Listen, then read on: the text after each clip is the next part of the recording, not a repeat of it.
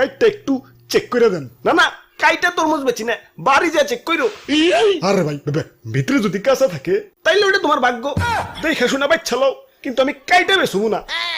তাই আমি গ্যারান্টিতে তরমুজ বেচি। যে একবার আমার কাছ থেকে তরমুজ নিছে, হ্যাঁ আরেকবার আইছে।